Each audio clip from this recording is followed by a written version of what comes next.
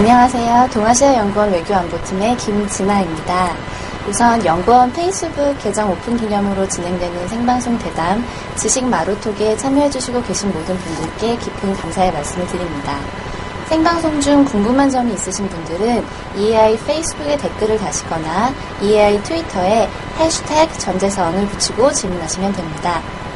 해시태그 이름에서도 보실 수 있듯이 오늘 방송의 주인공은 동아시아연구원 아시아안보연구센터의 소장을 맡고 계신 서울대학교 정치외교학부 전재성 교수님이십니다. 안녕하세요, 소장님. 시간 내주셔서 감사합니다. 오늘 대담의 주제는 미중 경쟁시대 갈림길에 선 한국 외교. 본론에 들어가기 앞서서 먼저 간단하게 이 지식 마루톡을 준비하게 되신 계기를 설명해 주십시오. 네, 안녕하세요. 동아시아연구원의 행사로 준비를 했습니다. 그래서 아시는 분도 계시겠지만은요, 동아시아연구원이 그동안에 여러 정책 관련된 정책 결과물들을 내왔거든요. 그래서 학술회의라든지 또는 미디어, 출판물 이런 형태로 문제를 풀고 거기에 대한 해답을 제시하려고 노력을 해왔었는데, 가장 아쉬웠던 점은 이제 일반 여러 여론이나 대중으로부터의 피드백이 굉장히 막혀 있었다. 그거를 좀 받을 수 있는 길들이 굉장히 없었다는 생각들을 해왔습니다. 그래서 그 한 나라의 어떤 수준이랄까요? 이런 게 담론이 굉장히 중요하다. 이렇게 봤을 때 일반 그 여론으로부터의 의견, 이게 굉장히 중요한데 그런 길이 없었거든요. 근데 이런 SNS 기반 새로운 미디어 환경이 생겼다는 것은 굉장히 혁명적인 사건인 것 같아요. 그래서 이 어려운 정책일 수도 있지만 전문가나 아니면은 정책 결정자들뿐만 아니고 일반 여러 대중들도 함께 참여할 수 있도록 한번 시도를 해보고 있습니다. 좋게 봐주시고 또 의견 있으시면은 실시간이나 아니면 사후에라도 의견을 주시면은 또 연구자들이 이걸 반영해서 여러 가지 형태로 노력을 해볼까 이렇게 생각하고 있습니다. 네, 감사합니다. 말씀을 들으니 오늘 방송이 더 기대가 되는데요. 먼저 준비한 주제에 대해서 여쭤보도록 하겠습니다. 첫 번째 질문은 미중 관계에 대한 질문인데요. 세계 유일의 패권국이다가 요즘 쇠락의 길을 걷고 있다는 분석까지 나오고 있는 미국과 그리고 그 엄청난 성장의 속도를 보여주고 있는 중국, 새로운 패권의 등장인가라는 의문까지 들게 하는 중국의 지금 입장이 있는데요. 이 둘의 관계 그리고 앞으로 미래의 전망이 어떻게 될지 중장기적 관점에서 어떻게 보시는지요? 네. 오늘의 굉장히 어려운 주제입니다. 지금 일반 여론 또는 미디어 이런 데서 미중 관계 속의 한반도 이런 얘기를 많이 하고 있죠. 실제로 굉장히 앞으로 다가올 미래가 굉장히 불확실하다고 볼 수 있고요. 예를 들어서 최근에 그 브레진스키라는 미국의 유명한 학자 겸 이제 정부 관료이셨던 분이 그 전략적 비전 이런 책에서 앞으로 2020년대부터 세계는 굉장히 혼란스러울 거다. 이게 미국이 점차 힘이 축소되고 중국이 빠른 속도로 부상하고 있기 때문에 주변국들은 이제 선택을 강요당할 것이고 심지어 한반도 같은 경우는 한국의 경우에 핵을 가져야 될지도 모를 정도로 미국의 해구산이 약화될 수도 있다. 이런 얘기도 하고 있고요. 또 위어샤이머라는 아주 유명한 미국의 국제정치학 교수는 미중 간의 충돌이 불가피하다라는 그 좀 어려운 말로는 충돌 불가피론입니다. 이런 걸 얘기해서 어쩔 수 없이 이제 한국이 선택의 기로에 설 것이다. 이런 얘기도 하고 있거든요. 중국도 마찬가지로 이제 한미동맹이 냉전서부터 쭉 쌓아왔던 유산이기 때문에 이걸 빨리 극복하고 새로운 시대에 중국이랑 협력을 해야 된다. 이런 식으로 그 미중 간의 약간의 제로섬 게임적인 한쪽이 이기면 한쪽이 지는 이런 형태로 국제 정세를 파악하고 주변국들을 굉장히 어려운 처지로 몰아넣는 그런 담론들이 계속 생겨나고 있어요. 그래서 우리로서는 특히 미중이 부딪히는 그 프론트에 서 있는 가장 전략적으로 첨예한 위치에 있는 나라로서의 고민이 굉장히 많을 수밖에 없습니다. 그래서 우선은 그 미중 관계 속의 한반도를 보려면 미국의 전략 또는 중국의 전략을 이 중에서 방금 말씀해주신 미중 전망과 관련된 질문들을 몇 가지 살펴보도록 하겠습니다. 먼저 쿠희상님께서 해주신 질문인데요. 미중의 이러한 G2 시대라고도 불리는 이러한 관계가 과거 냉전 시대로의 회귀를 의미하는 것인지, 만약에 그렇지 않다면 과거 냉전 시대와 현재 G2 시대의 가장 큰 차이는 무엇인지를 우선 물어보셨고요.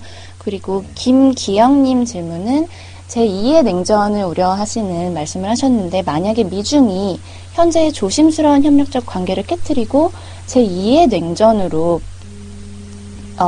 관계가 악화될 가능성이 있는지 혹시 있다면 그 이슈가 무엇인지 물어보겠습니다.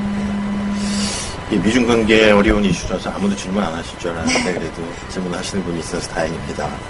그 두 질문 다 일맥상통하는 굉장히 중요한 질문입니다. 그래서 그 실제로 정책 결정자들도 그렇고요. 그리고 연구자들도 이게 동아시아의 앞으로의 상황이 우리가 겪었던 미래와 비슷하지 않겠느냐. 짧게는 이제 냉전 시대, 길게는 19세기 말까지도 돌아가서 그걸 비교해서 우리의 어려움을 다시 한번 보려고 하는 그런 역사적인 이제 비유법은 굉장히 유용한 방법론입니다. 그래서 그게 주는 함의와 더불어서 이제 차이점도 좀 생각을 해봐야 되는데요. 예를 들어 이제 냉전기의 미소 관계를 보면은 미소는 당시에 아주 첨예한 대립을 하고 있었기 때문에 양국 간의 경제 교류라든지 또는 정치 외교 교류는 굉장히 제한된 형태였어요. 그래서 미소 간의 교역량을 비교해 보면은 전체 미국 교역량의 뭐 한 자릿수 % 정도밖에 안 되는.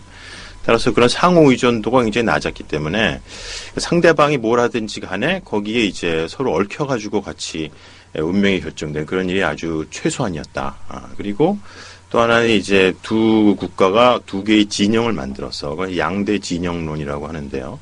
냉전기에 살았던 사람들은 공산권과 민주주의 국가권으로 완전히 극단적으로 양분돼 있었죠. 따라서 교류도 적고 상호 방문도 허락되지 않고 뭐 우리 이거 휴전선이 대표적인 냉전의 상징물이라고 볼 수 있는데 지금의 미중 관계는 그하고는 아주 혁명적으로 다릅니다. 그래서 미중 간의 경제적 상호 의존도를 보면요. 양국의 교역량 수준이 엄청나게 높고 또 미국이 발행하는 채권을 세계에서 가장 많이 보유하고 있는 국가가 중국이고요. 또 문화 인적 교류도 뭐 엄청난 형태로 증폭되고 있어서 작년에 미중 간의 정상회담이 있었죠. 그때도 앞으로 이제 젊은이들의 교환이라든지 하는 거를 점점 더 많이 하기로 했기 때문에 중국이 발전하면 할수록 이제 기존의 미국이 만들어 놓은 그런 국제 체제 속에서 발전하는 것이다. 따라서 그 안에 관여되면서 부상하는 것이기 때문에 한 가지 희망적인 사실은 중국이 발전하면 할수록 좀 더 많은 국제 규범에 대한 학습을 하고 또 더 나아가서는 중국이 더 좋은 규범을 세계에 제시할 수도 있죠. 그것이 반드시 미국이 기존에 유지하던 세계 질서하고 상반될 것이냐 하는 거에 대해서는 여전히 희망적으로 관측할 수 있는 부분이 있어요. 따라서 미중의 상호 의존도가 굉장히 높다라는 거 하고 또 미국이 친하게 지내는 국가들하고 중국이 친하게 지내는 국가들이 상당히 겹칩니다. 동아시아의 경우도 뭐 한국을 보면 알 수 있는데요. 한국이 중국하고의 교역량이 과거 공산권에 비하면은 비교도 안 될 만큼 지금 중국은 우리에게 가장 중요한 무역 파트너잖아요. 그래서 우리가 미국이나 일본이랑 교역하는 양을 합친 것보다 중국하고의 교역량이 더 많습니다. 그만큼 중국이 중요한 나라가 됐기 때문에 그렇게 보면은 미소가 싸우던 것처럼 과거에 미중이 앞으로도 싸울 확률은 과거에 비하면 굉장히 적다라고 볼 수 있고요. 두 나라 다 협력해야 될 그런 구조적인 필요성이 있기 때문에 신냉전 이렇게 도래할 가능성은 과거에 비해서는 훨씬 더 적다. 그렇게 예측을 해볼 수가 있겠습니다. 네, 감사합니다. 역시 미중에 대한 관심들이 많으신 것 같아요. 그렇지만 미국과 중국의 미래 자체가 흥미로운 주제인 만큼 그 주제가 저희에게 미치는 영향 때문에 좀 더 관심을 가지고 지켜보는 부분이 분명히 있을 텐데 아까 소장님께서 말씀하신 대로 특히 북한 정권의 불안정성으로 인해서 이런 미국과 중국의 격돌의 장이 한반도로 옮겨지게 되지 않을까라는 걱정을 하시는 분도 계실 것 같아요. 그래서 이러한 미중 경쟁 시대 속에서 한국이 북한 문제를 원만하게 해결할 수 있는 방안은 어떻게 찾을 수 있을까요? 그것도 아주 중요한 문제입니다. 그래서 냉전이 끝나고서 이제 소련이 붕괴됐죠. 그리고 러시아가 되면서 이제 탈냉전 20년기를 맞이했는데 북한 문제가 잘 해결될 거라는 희망이 많았잖아요. 그래서 우리가 통일도 될 수 있고 남북한이 훨씬 사이좋게 지낼 거라고 생각을 했지만 지나고 나서 보면 이제 북핵 위기라는 게 시작된 게 1993년입니다. 그래서 거의 이제 내년이면 20년이 되는데 해결의 기미도 잘 안 보이고 있고 그래서 남북 문제를 푸는 게 굉장히 어려운 상황에 들어가고 있는 것도 사실이에요. 근데 만약에 미중이 한반도를 둘러싸고 특히 지리적으로 대립하는 구도가 된다.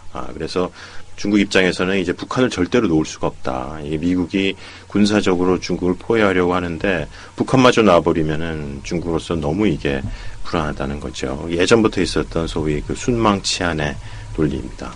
또 한국으로서도 북한을 관여해서 잘 지내려고 하는 것도 중요하지만 미중 관계가 악화되게 되면은 그 남북 간의 관계도 굉장히 중요한 대치의 한 양상이 되기 때문에 우리로서도 마냥 북한한테 잘해줄 수 없는 그런 상황으로 가게 되죠. 따라서 미중이 어떻게 되느냐 하는 큰 그림이 한반도에 굉장히 많은 영향을 미칠 것이다 라는 전제가 하나 있고요.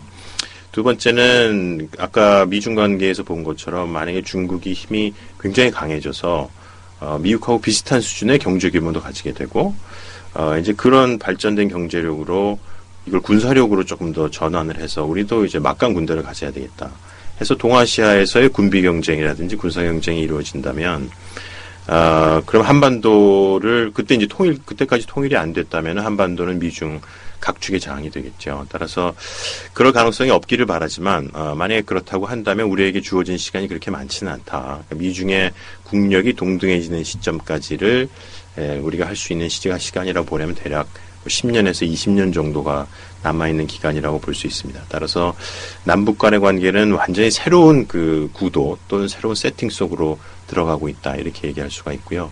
그런 면에서 두 가지입니다. 하나는 굉장히 서둘 필요가 있다. 근데 우리가 지금 국내 정치적으로 여전히 진보 보수 갈등이 있잖아요. 근데 과거 이제 10년간의 햇볕 정책의 패러다임이 하나 있었고 또 이번 행정부가 했었던 조금 더 강경한 원칙적인 관여 정책이 있었는데 이제 우리한테는 대선도 다가오고요. 앞으로 새로운 여러 가지 정치 일정들이 있는데 그 두 개를 창조적으로 좀 넘어선 제3의 패러다임이 필요하다라는 거에 상당히 많은 사람들이 동의하고 있어요. 그래서 많은 연구자들도 그렇고 또 국민들도 그렇고 새로운 방법을 찾기 위해서 노력 중입니다.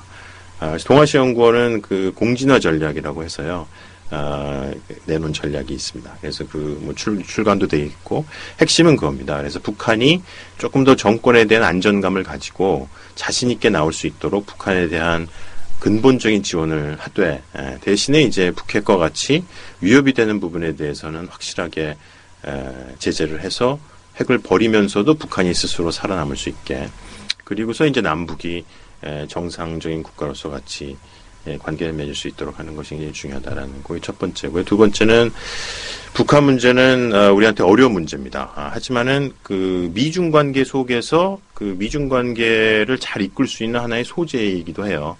육자회담 같은 게 대표적인데요. 이게 여러 가지 이제 잘 안 되는 부분도 있습니다만은 육자회담은 동북아에서는 유일하게 존재하는 안보기구예요. 다자적인 안보기구. 따라서 북핵 문제나 북한 문제를 우리가 주도하면서 우리의 지역 전략을 조금 더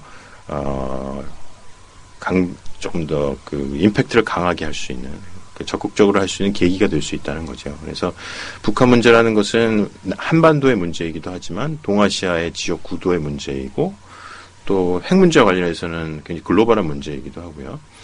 근데 역시 한국을 보니까 이런 걸 굉장히 잘하는구나 하는 인상을 주면 줄수록 미중도 이제 북한 문제나 지역 문제에서 우리의 목소리를 조금 더 경청하는 그런 계기가 많이 마련될 수도 있을 겁니다.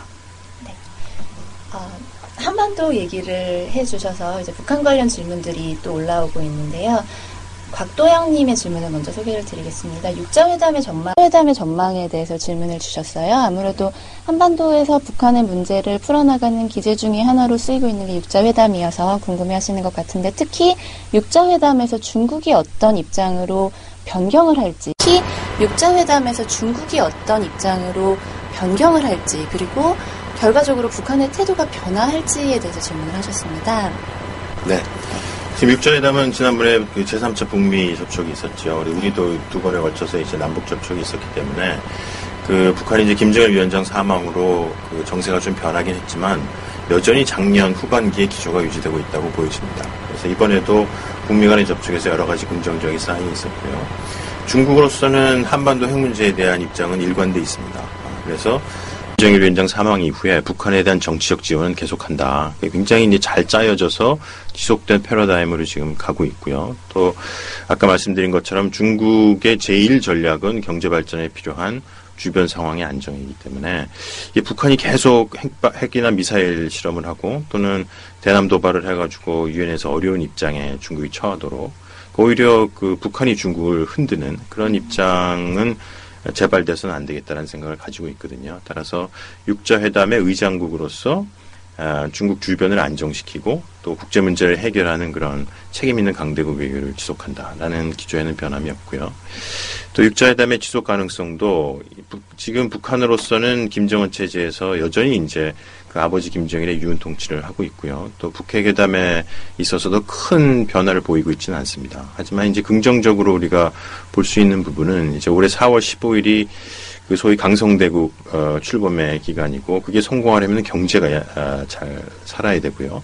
경제가 살려면 어쩔 수 없이 이제 외부 지원을 받아야 되는데 그 외부 지원을 받을 수 있는 가장 확실하고 유용한 방법이 육자회담 타결이거든요. 따라서 그런 면에서는 여전히 육자회담에 대한 북한의 기대도 있는 것이기 때문에 지금 새로 등장한 김정은 국방위원회 부위원장으로서도 어떻게든지 내부의 그 정치력을 지금 이제 증명하려고 노력하는 동시에 국제 문제를 잘 타결하는 그런 모습을 보이려고 하고 있어서 여전히 이제 그 전에 해결해야 될 뭐 정권 안보 문제라든지 이슈들은 굉장히 많습니다만은 전체적인 분위기를 볼 때는 여전히 그 적극적으로 추구해 볼 그럴 여지가 있다 이렇게 볼 수 있어요.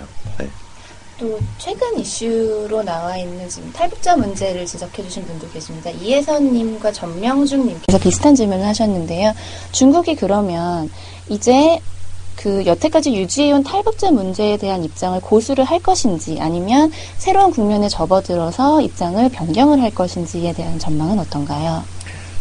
탈북자 문제를 중북 양자 문제로 볼 때는 변화될 소지가 그렇게 많지는 않을 거예요. 중국은 네. 북한의 기본적인 탈북자 정책을 지지하고 또 동맹국이고 그렇기 때문에요. 따라서 우리가 이제 접근하는 방식을 어떻게 해야 되느냐 하는 게 굉장히 중요한데요. 이게 인권 개념에도 걸려 있고 또 북한의 미래에도 관련된 문제이기 때문에 그러니까 북한이나 중국이 걱정하는 것은 북한의 인권 또는 탈북자 문제를 계기로 삼아서 이제 북한 정권이 약화되거나 북한 흔들기 이렇게 되는 것을 정치적인 의미에서 막으려고 하는 게 굉장히 중요한 목적이거든요. 따라서 아까 우리 공진화 전략 얘기한 것처럼 큰 틀에서는 앞으로 남북한의 관계에 대한 그림이 명확하게 제시가 되고 또 북한이나 중국이 볼 때 한국이 인권 문제를 제기하는데 그것은 정말로 인권을 위한 것이지 이게 북한의 정권이라든지 또는 남북 관계에서 우위를 점하려고 한다든지 하는 정치적인 어떤 술수가 아니로구나 하는 확신을 주는 것이 굉장히 필요하거든요. 근데 그러려면은 특히 북한하고의 한국과 중국하고의 전략적인 대화도 굉장히 중요하고 그 다음 단계에서 남북 간의 대화가 굉장히 중요한데 현재로서는 그게 잘 안 되고 있죠. 그래서 우리 이제 여러분들이 걱정도 많이 하고 또 여러 형태로 그 의견을 전달하려고 하는데 그것이 조금 더 큰 정책 패러다임에서 소화가 되었으면 하는 바람이 있습니다. 네. 말씀을 들을수록 이렇게 복합적으로 변해하는 국제 정세 속에서 한국 외교의 해법을 찾는 것이 쉽지 않겠구나라는 생각이 드는데요. 특히 기존의 국제 정책 담론으로는 설명이 안 되는 부분이 너무 많으니까요. 작년 말에 출간된 동아시아 국제 정치 역사에서 이론으로라는 책에서 새로운 시각을 제시하고 계신데 간단하게 소개 부탁드립니다. 글쎄요, 새로운 시각은 아니고요. 그동안에 이제 여러 형태로 많은 학자들이 같이 연구해온 그런 내용들입니다. 미중 관계 속에 한국의 외교 전략의 핵심, 특히 이제 다음 행정부도 고민을 해야 될 부분입니다. 그것은 미중 속에서 우리가 그 어디에 위치해야 될 것이냐 하는 형태로 질문을 물으면, 그러니까 너네 미국 편이냐 또는 중국 편이냐 어느 쪽에 더 가깝냐 이렇게 질문을 우리가 받게 되면 대답이 굉장히 어렵습니다. 그럼 누구나 알고 있죠. 하지만 또 그 질문을 피할 수도 없는 거거든요. 그렇게 봤을 때 앞으로 우리가 미중 관계를 어떻게 변화시켜야 되느냐 하는 조금 더 구조적인 문제를 봐야 되는데 그러려면 동아시아 국제정치를 이론적으로 이해하는 게 굉장히 중요하다. 동아시아 국제정치라는 것은 약간 이론적인 얘기가 되겠습니다만은 서구나 또는 그 미국처럼 이렇게 근대 국가로만 만들어진 그런 전형적인 국제관계라기보다는 예전 우리 전통 시대라든지 또는 식민지 시대 또는 지금 그리고 이제 앞으로 우리가 살아가게 될 21세기의 여러 가지의 모습들이 굉장히 복합적으로 혼재되어 있는 모습을 보이고 있습니다. 그걸 이제 복합 조직 원리론이라고 볼 수 있는데요. 그게 이제 정책적으로 주는 함의는 앞으로 도래할 시대는 국가들만이 군사 경제를 가지고 싸우는 그런 시대는 아니다. 이제는 시민도 중요하고요. 또 경제적인 자본, 미디어, 또 개인의 역할 이런 게 굉장히 중요하기 때문에 동아시아를 보더라도 북한이나 중국은 민주화가 안 돼 있지만 전체적으로 보면은 여러 레벨의 교환이나 교류가 굉장히 자유로운 시대가 되었다. 따라서 미국과 중국이 굉장히 강대국 정치, 예전에 이제 미소가 했듯이 그런 정책을 펴더라도 지구 차원의 어떤 정책 담론 또는 우리 동아시아 시민들의 연대랄까 하는 새로운 국제정치의 장도 열릴 수 있거든요. 이런 SNS도 굉장히 중요한 그런 매개가 될 수 있고요. 또 인적 교류도 굉장히 다양하고 따라서 앞으로 도래할 국제정치의 새로운 조직 원리, 좀 어려운 말이긴 하지만 그거를 다 고려해서 그 속에서 한국이 할 수 있는 일을 찾아보자. 그러면 한마디로 이제 동아시아의 정치의 기본 룰을 바꾸는 겁니다. 그래서 강대국들이 국가 중심으로 해왔던 국제 정치를 다양한 차원, 특히 이제 중견국이라든지 약소국들도 얼마든지 목소리를 낼 수 있거든요. 그래서 다른 나라의 시민들에게 의견도 전달되고 또 이런 연구원 활동이라든지 아니면 학계에서도 많은 활동을 할 수 있기 때문에 그렇게 보면 이제 미중 간에 어디에 중간에 서야 되느냐 하는 형태의 질문을 벗어날 수 있다는 거죠. 따라서 동아시아의 정치 구도를 좀 바꿔보자. 그래서 다자적으로 좀 더 협력할 수 있는 유럽연합같이 한숨에 갈 수는 없지만 동아시아만의 모델을 만들 수 있는 그런 시대가 도래하고 있는 거 아니냐 그런 생각을 해볼 수가 있습니다. 네. 새로운 시대 그리고 그 새로운 시대에 새로운 시대 그리고 그 새로운 시대에 어떻게 우리가 대처해야 하는지에 대해서 말씀해 주셨는데요. 관련해서 그러면 그런 상황에서 한국 외교의 과제는 어떤 것이 될지에 대해서 많은 분들이 질문을 해주셨어요. 뭐 정윤영님, 황이예스님, 김재영님, 강현주님 그리고 그 외에도 많은 분들이 한국 외교 발전에 대해서 질문을 해주셨는데 그럼 오늘 다루신 주제들을 배경으로 앞으로 한국 외교가 나아가야 할 바람직한 방향은 어떤 방향이고 그 방향에 관련해서 정책 제언을 하신다면 어떤 것을 강조하고 싶으신지 마지막으로 말씀해 주십시오. 우선 미중 속에서의 한반도 문제에서부터 시작을 하면요. 이게 미중 속의 한반도가 어떤 입장을 취할 거냐 하는 거를 일거에 단숨에 대답을 내놓으려고 해서는 안 될 것 같아요. 이게 미중 관계가 둘 다 유동적이기 때문에 앞으로 시간이 진행될수록 굉장히 다른 관계들을 가질 가능성이 있거든요. 근데 미국과 중국은 둘 다 충돌 불가피론을 내세웁니다. 특히 이제 많은 이론가들이 그렇게 얘기해요.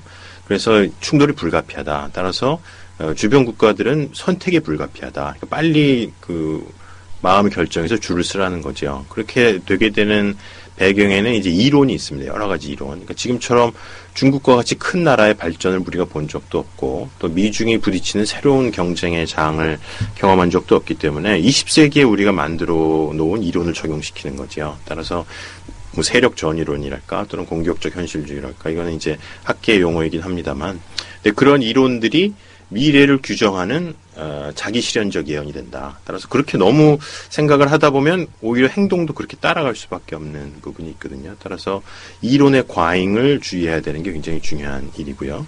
따라서 일어나고 있는 현실을 아주 예민하게 관찰해서 새로운 창의적인 방법으로 이걸 개념화할 필요가 있다라는 게 첫 번째고 두 번째는 시차적으로 정책을 만들 필요가 있다는 것입니다. 그래서 미중이 궁극적으로 충돌하게 될 어떤 최종 상태를 딱 상정해 놓고 어차피 뭐 싸우기 마련이니까 이렇게 나가자라는 게 아니고 그 변화되는 각각의 양상들, 뭐 2010년대 중반, 후반 또는 2020년대 초반 이렇게 변화되는 상황을 우리가 조금 더 예측을 해서 단계적으로 계획을 세울 필요가 있다. 그렇게 보면은 당장 우리가 미국 편에 쓸 거냐, 중국 편에 쓸 거냐 하는 식의 대답은 의미가 없거든요. 따라서 그 전에 우리가 할 수 있는 이런 강대국의 충돌을 막을 수 있는 중견국의 역할을 먼저 확보를 해놓고 그 다음에 이제 그 다음 단계 일들을 계속하는 것이 굉장히 중요하다라는 거고요. 세 번째는 미중은 서로 여전히 전략적으로 불신하는 부분이 있어요. 작은 문제를 다룰 때 대표적인 게 남중국해도 그랬고 센카쿠 열도 문제도 그랬고요. 센카쿠 조오도 문제. 그 다음에 우리 천안함 직후에 있었던 서해에서의 군사훈련 문제.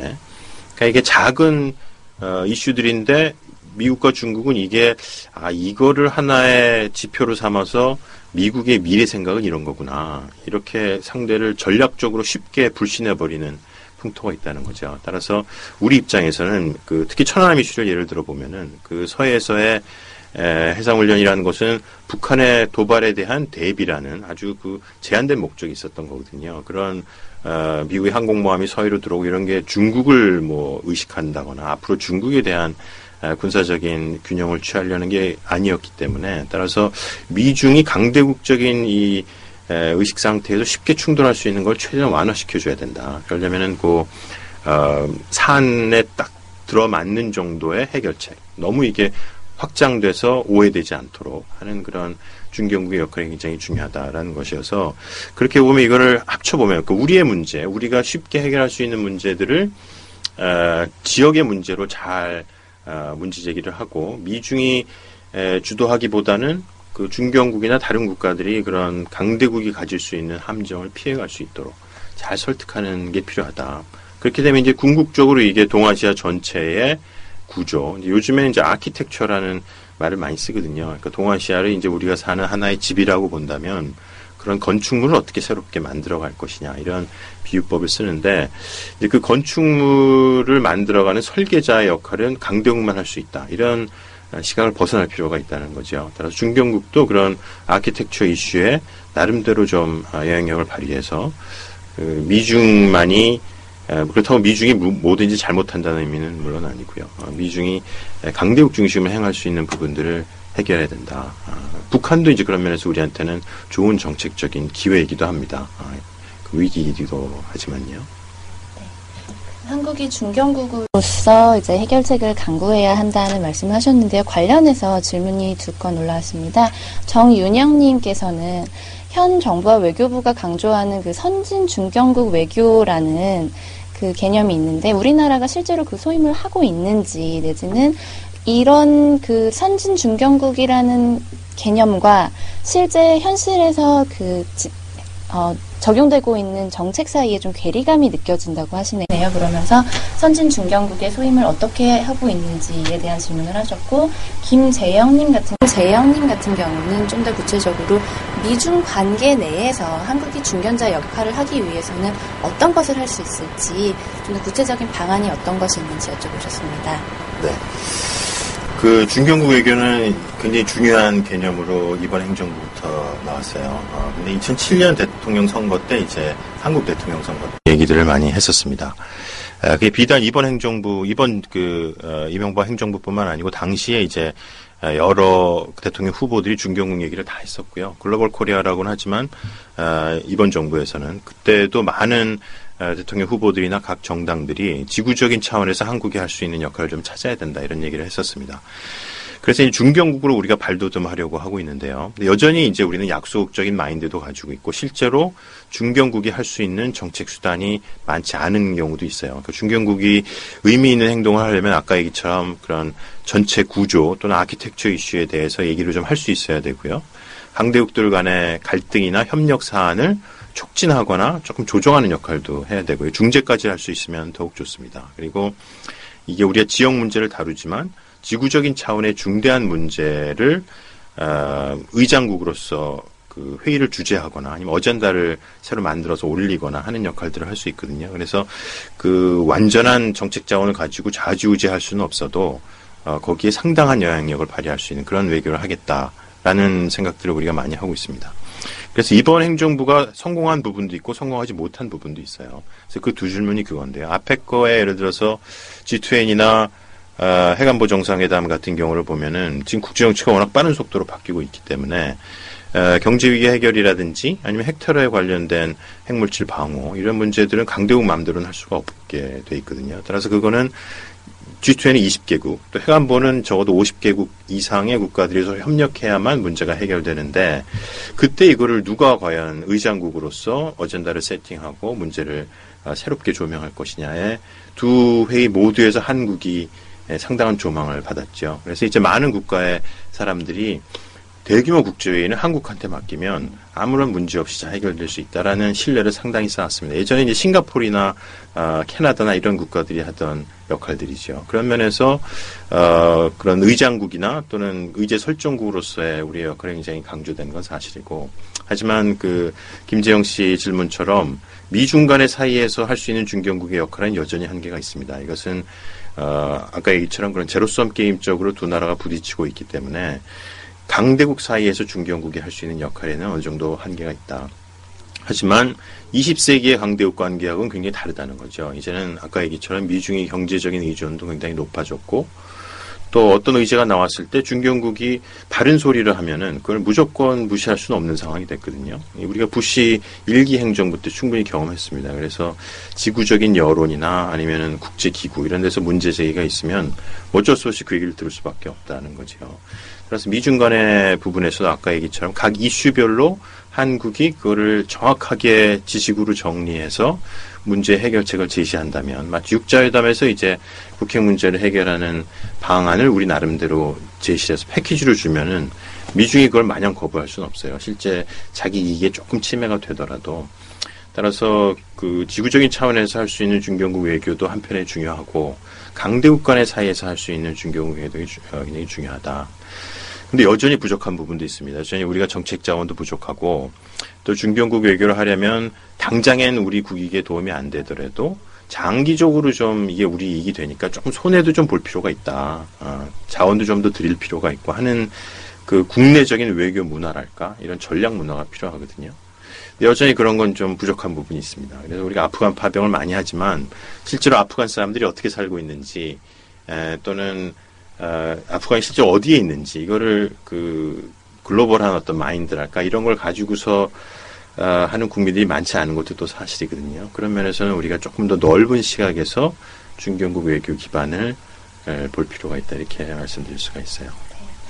말씀 중간에 중견국 외교의 한계에 대해서 말씀을 주셨는데, 실제로 조금 비관적인 역할을, 그러니까 비관적인 그 입장을 가지고 계신 분들이 질문을 해주셨어요. 송지혜님 같은 경우는 결국 미중 관계가 가장 중요할 텐데 한국의 중견국 외교 행동 반경이 어디까지 넓어질 수 있을까요? 라고 물으셨고요. 황이예수님도 우리가 중국의 일방적인 통보나 요구를 거부할 수 없는 상황에서 외교 협상이 가능할까요? 라는 질문을 하셨고요. 그런데 또 반면으로는 우리가 중국을 움직이는 지렛대로 활용할 수 있는 이슈 중에 하나가 되면 이것을 이용해서 남북 관계에 대한 그 중국의 입장을 저희가 조금 변화시키지는 못하더라도 영향을 미칠 수는 있지 않을까라는 질문을 하셨는데요. 어떻게 생각하세요? 뭐 좋은 질문이 자꾸 와서 굉장히 좋네요. 특히 네. 중견국 관련해서는 아마 지금 이 질문하시는 분들은 대부분 20대나 30대 분이 아닐까 싶어요. 네. 이 SNS 기반에 익숙하시기도 하고. 근데 그런 분들이 이런 질문을 하는 거는 사실상 이 20, 30대는 중견국 시민으로 이미 자라났다고 생각합니다. 저 경우 같으면 이제 냉전기에도 살았었기 때문에 일단은 약소국 마인드가 굉장히 강하거든요. 다 지구적 차원의 얘기를 하는 부분이 적은데, 따라서 중견국의 시민 또는 이제 보편적인 세계적인 가치를 가지고 자라난 세대들이 앞으로 중추를 이룰 것이다라는 생각이 먼저 하나 들고요. 근데 중견국 외교에서 그 강대국 사이에서 우리가 아주 중요한 사안에서 결정적인 투표, 뭐 캐스팅 보트 이거를 제시한다는 건 사실 무리예요. 만약에 미중이 서로 너무나 중요한 사안을 가지고 싸우는데 거기에 한국이 결정적인 역할을 하려면 이 미중의 그 세력의 격차를 메꿀 만큼의 몸집이 있어야 되는데 그렇지는 못하거든요. 따라서 이게 중견국 외교라고 해서 되는 사안과 되지 않는 사안이 있는 건 확실합니다. 그래서 두 나라가 하드 파워적인 아주 핵심 이익의 문제에 걸려 있을 때 우리가 할 수 있는 역할에는 물론 한계가 있을 수 있다. 근데 그렇다고 해서 그 밖에 굉장히 많은 사안들, 특히 아까 복합조직원리론을 얘기를 했었는데요. 이제 국제정치의 문제가 상당히 다른 형태로 바뀌어가고 있습니다. 예를 들어서 이제 해관보 정상회의 얘기를 한번 해보면요. 해관보 정상회의는 그 테러리스트들이 핵물질을 여러 핵 관련 시설에서 탈취하는 것을 막으려는 노력들이거든요. 근데 그 세팅은 미국이 했습니다. 그래서 미국이 2009년에 이제 프라하 연설을 통해서 오바마 대통령이 앞으로 이러이러하게 하겠다. 그래서 노벨상도 받았잖아요. 그 두 번째 회의를 우리한테 넘겼습니다. 그래서 그거는 이제 한미동맹이 강고하게 됐었고 한미관계가 친숙했기 때문에 그럼 너네가 2회를 한번 해봐라 해서 우리가 받은 거죠. 그래서 한미관계가 공고화되는 부분도 하나 있고 하지만 이제 그동안에 2회 해관보 정상회의를 준비하면서 나타난 여러 가지 현상들이 있는데 그걸 보면 실제로 미국 마음대로 잘 되지 않습니다. 후쿠시마 일본 원전 폭발 사고 이후에 어젠다도 굉장히 넓어졌고 또 동아시아 차원에서 중국이나 일본이나 한국이 원전 또는 그 해관보를 둘러싸고 협력도 더 많이 할 수 있게 됐고요. 그런 어젠다를 세팅하는 게 항상 이번에 의장국인 한국이었기 때문에 따라서 미국이 시작한 거라 하더라도 한미일 또는 한중일이 협력할 수 있는 그런 굉장히 중요한 토론의 장이 마련됐다고 볼 수 있다. 그리고 그 안에서 의장은 우리가 열심히 공부를 해야 됩니다. 그런 면에서 이게 어떤 이슈인지 남들보다 조금 더 상대국의 정부나 국민들한테 그 호소할 수 있는 그런 새로운 정책 패키지가 뭔지 하는 거를 계속 얘기를 해야 되거든요. 그러다 보면 이제 이런 중요한 이슈에서 한국말을 듣는 게 일단은 한번 들어볼 가치가 있다.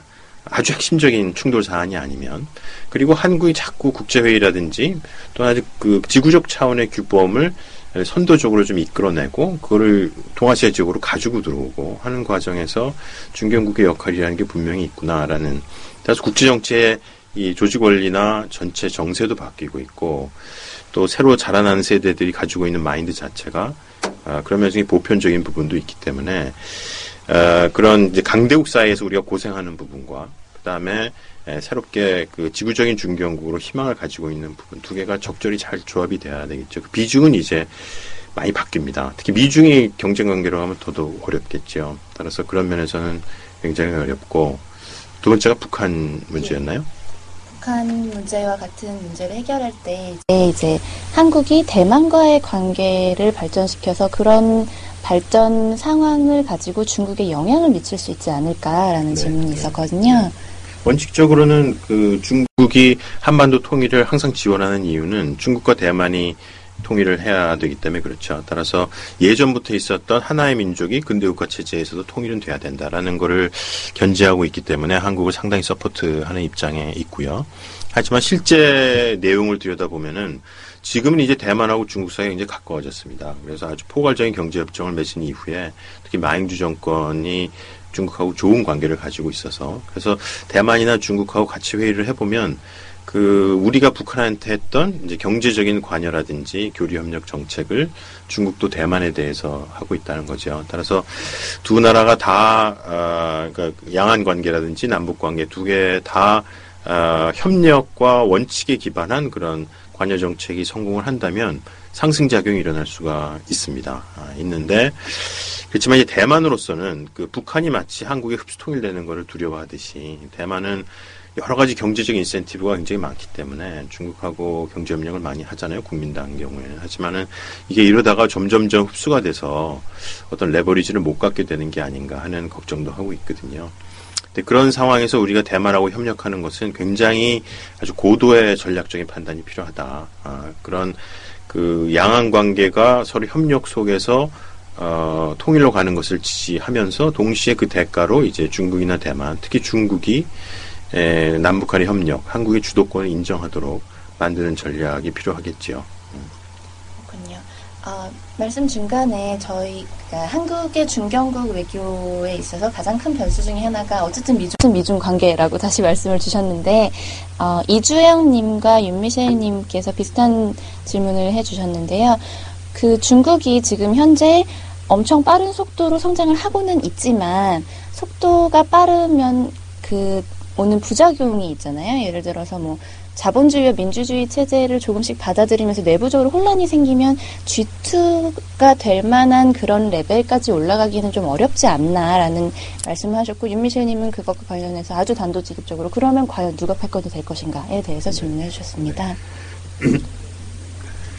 그 패권은 상대적인 개념입니다. 잘 아시는 것처럼. 따라서 그 미중 간에 중국이 계속 성장하고 있기 때문에 그 미국과 중국의 순위가 바뀌지 않는 이상 미국의 패권 시대는 여전히 계속이 되고 있는데 패권인 미국과 중국 사이의 격차가 줄어들고 있는 건 사실이죠. 그리고 아주 빠른 속도로 줄어들고 있고요. 중국은 나름대로의 발전 모델이 있습니다. 지금 질문을 주신 것처럼 여태까지 그 중국이 공산당의 일당 지도체제 하에서 아주 효율적으로 문제를 해결해 왔지만은 여전히 쌓여 있는 문제들이 많죠. 특히 정치 민주화는 물론 가장 그 핵심적이고 예민한 부분이고, 도농 간의 격차라든지, 경제적인 버블 문제라든지, 또는 계급 간 문제, 부패 문제, 여러 가지가 지적이 되고 있어요. 그리고 그거를 중국 공산당이 경제 성장이라는 그 굉장히 중요한 성과를 바탕으로 여전히 성공적으로 잘 관리를 해오고 있거든요. 그래서 그 이번에 12차 5개년 경제규약이 발표가 됐는데 그때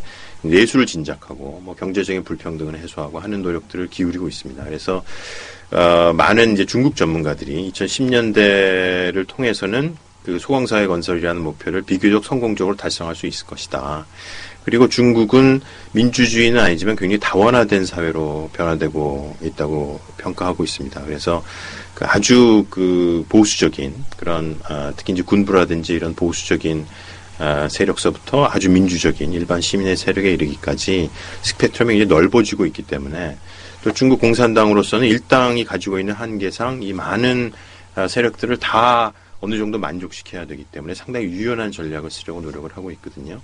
따라서 이게 잘 유지가 된다면은 중국은 계속 미국하고의 패권의 격차를 줄일 수 있을 것이다. 근데 정확하게 중국이 어떤 형태로 될 것이냐. 이게 7가지 모델, 8가지 모델 굉장히 많은 모델이 있고 또 중국과 같이 큰 나라가 민주화될 수 있는지에 대해서도 여전히 역사적으로 한 번도 없었던 경험이기 때문에 비교를 허락하지 않는 나라죠. 따라서 어떤 나라가 될지는 정확하게 예측하기 굉장히 어렵습니다. 근데 우리가 지금 할 수 있는 건 그 최종 상태가 무엇이냐를 보기 전에 그런 중국의 그 부상 또는 부상의 좌절 또는 심지어는 이제 쇠퇴에 미칠 수 있는 각각의 변수들을 정확하게 골라내서 그게 작동하고 있는 방식을 관찰하고 분석하는 게 굉장히 중요하겠죠.